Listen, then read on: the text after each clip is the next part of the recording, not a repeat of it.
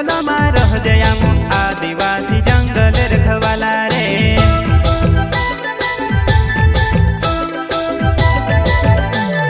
चल जंगल जमीन काज पूजे रे आदिवासी दुनिया ने रखवाला रे।